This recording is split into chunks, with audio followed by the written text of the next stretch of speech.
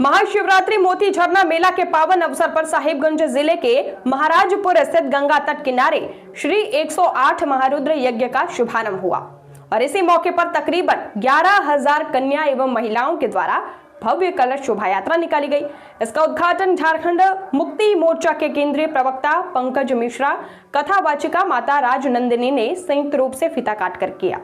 वहीं झारखंड मुक्ति मोर्चा के केंद्रीय प्रवक्ता पंकज मिश्रा को यज्ञ कमेटी की ओर से शाल ओढ़ाकर सम्मानित किया गया और इसी मौके पर झारखंड मुक्ति मोर्चा के केंद्रीय प्रवक्ता पंकज मिश्रा ने कहा कि यहां आकर उन्हें सचमुच बहुत अच्छा लगा।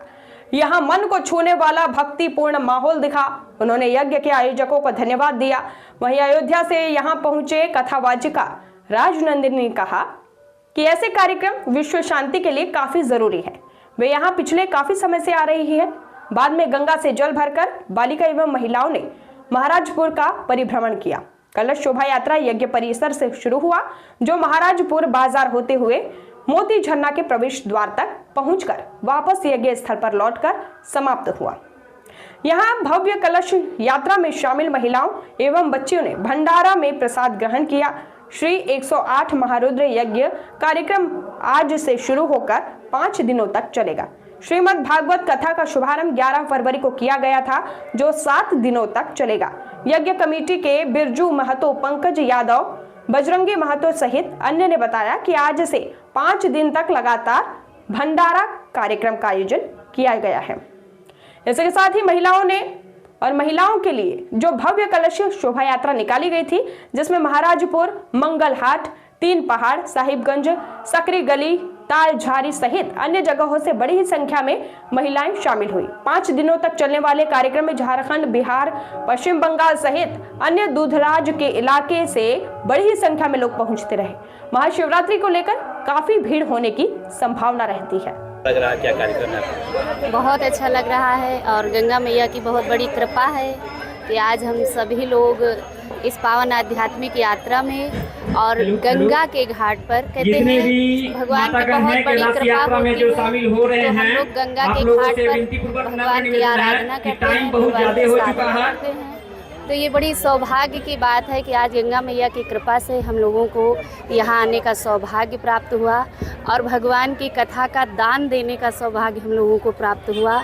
और हम सबसे यही निवेदन करेंगे कि आप सभी लोग इस आध्यात्मिक यात्रा में शामिल हों और जन जन तक भगवान के आदर्शों को पहुँचाएँ और इस समाज का भगवान के आदर्शों के, भगवान के संस्कारों के द्वारा ही कल्याण हो सकता है। जय श्री राम। साहिबगंज काफ़ी समय से आते रहे हैं, कैसा लगता है यहाँ का?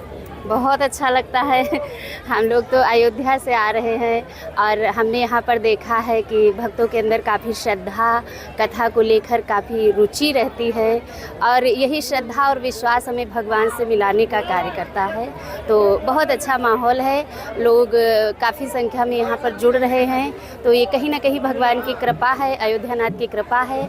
और मैं तो अयोध्यानाथ से ही विनती करूँगी कि उनकी कृपा ऐसे ही बिहार वासियों के ऊपर, झारखंड वासियों के ऊपर, हम सभी के ऊपर बरसती रहे, ताकि हम लोग इस पावन आध्यात्मिक यात्रा में बार बार शामिल होते रहें। देखिए, ये महाराजपुर में महायज्ञ की शुरुआत है और यह लगातार 18 साल से हो रहा है।